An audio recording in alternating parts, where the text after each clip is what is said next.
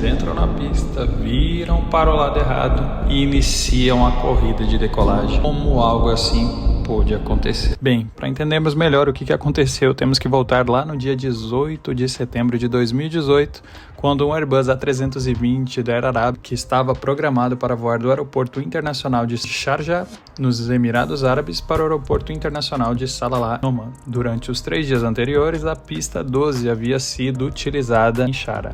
Mas nesse 4º dia o vento mudou e a direção de decolagem e pouso também alterou devido ao vento. Então a pista 30 passou a ser usada para pousos e decolagens. A tripulação então começou a preparar o voo. A primeira oficial preparou a saída para a pista 30, como informado pela torre de controle, verificou a saída e carregou toda essa informação no FMC, que é o computador de bordo.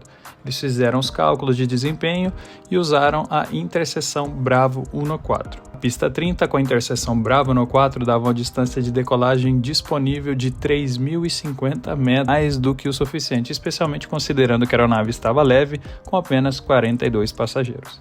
A primeira oficial estava em treinamento, e quando se está em treinamento de linha aérea, há uma lista de itens que você deve precisar praticar e demonstrar competência para serem aprovados. Um desses itens, que vai ser importante aqui para o que aconteceu, é chamado de Rolling Takeoff, uma decolagem com rolamento, ou seja, onde a aeronave entra na pista, alinha e inicia imediatamente a decolagem sem a famosa paradinha. Ao meio-dia e 24 e 21 minutos, o voo da Air Arabia 111 chegou ao ponto de espera Bravo 1-4. O comandante mudou de frequência da torre de solo para a torre de controle e informou que estavam prontos para a decolagem. O controlador então respondeu dizendo que eles estavam autorizados a decolar pela pista 30 e informou que o vento soprava de 330 graus com 11 nós.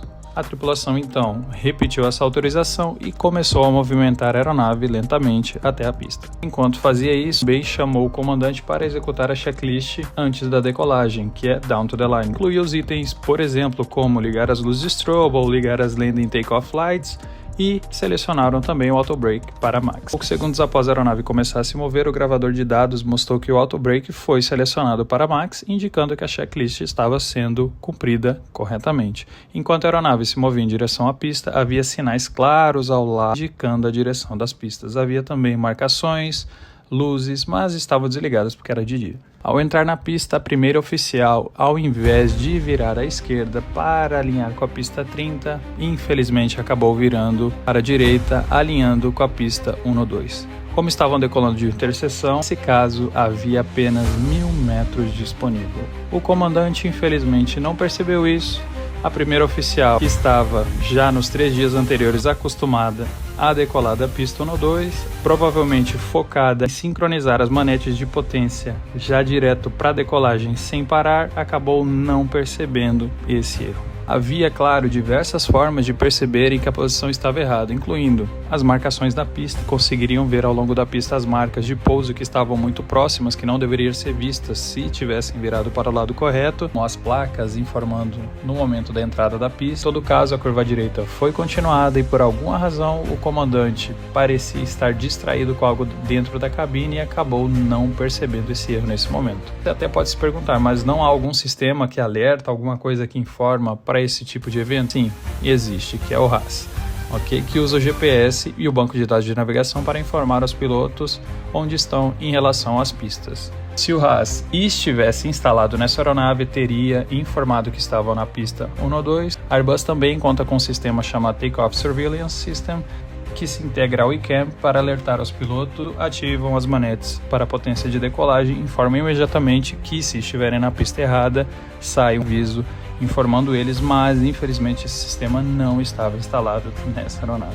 Infelizmente, então, a primeira oficial aplicou a potência de decolagem e começou a ler os indicativos que mostrava no seu PFD, conforme o procedimento padrão na Air Arabia. Ao chegar na parte que o número da pista deveria aparecer, não apareceu. Uma clara indicação que a aeronave não reconhecia aquela pista como correta. A primeira oficial avisou o comandante, foi aí, só aí, que ele percebeu que estava prestes a acontecer. A aeronave estava acelerando nesse momento a cerca de 50 nós e ao passar de 57 nós, o comandante tomou a decisão curiosa. Assumiu os controles e aplicou potência máxima, no caso, toga. Nesse momento restavam apenas cerca de 730 metros de pista. Por que ele decidiu continuar ao invés de abortar a decolagem?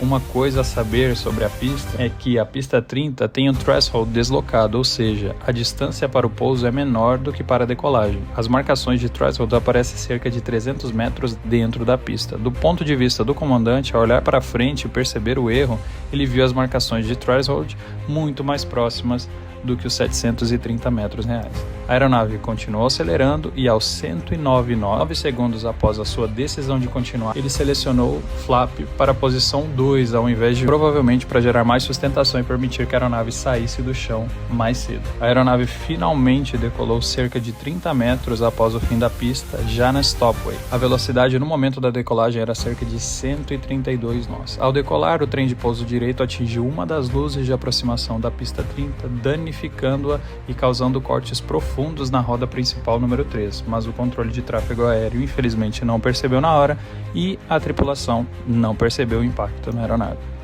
Bom, quais eram as outras opções do comandante? Simulações posteriores mostram que, se ele tivesse abortado a decolagem, reduzindo as manetes e aplicando o reverso, um autobrake no max, o avião teria parado com bastante pista, ainda mesmo se tivesse decidido abortar a decolagem aos 100 nós, 7 segundos depois de ter decidido continuar. A aeronave ainda teria parado em segurança. Apesar disso, a aeronave decolou. O controle de tráfego aéreo tentou contactar a aeronave durante a corrida, mas não houve resposta. Após a decolagem, o comandante respondeu e o controle informou de que a pista em uso era a 30. Não houve mais nenhuma discussão entre o controle e os pilotos. Enquanto a primeira oficial, ela congelou devido ao estresse e o susto. No procedimento padrão do Airbus, o piloto que está voando deve aplicar pressão ao side stick até cerca de 80 nós. Se o comandante tivesse dito "My controls", muito provavelmente teria acordado, entre aspas, a primeira oficial e permitindo que ela retornasse à normalidade mesmo diante de uma situação extrema. Como o controlador de voo não percebeu os danos e nem a tripulação, eles foram passados para o controle em rota e seguiram normalmente para o aeroporto de destino. Mesmo com a primeira oficial visivelmente abalada, o comandante devolveu o controle para ela durante o voo e ela continuou como o piloto em voo. Na investigação posterior, houve discussão sobre a aeronave que deveria ter retornado para o pouso de imediato, considerando o estado emocional da primeira oficial, mas não havia orientações claras na empresa sobre como proceder quando um dos tripulantes tem desempenho degradado. Isso foi uma das conclusões do relatório. As companhias aéreas precisam fornecer melhor orientação quando é adequado retornar ao aeroporto devido ao estado mental de um dos tripulantes. O que aprendemos com esse incidente? Que o sistema como RAS são extremamente úteis e que é papel tanto dos procedimentos quanto dos sistemas de vigilância dos pilotos evitar que esses erros levem a situações graves. Tenha um excelente dia e não se esqueça de curtir e compartilhar esse vídeo.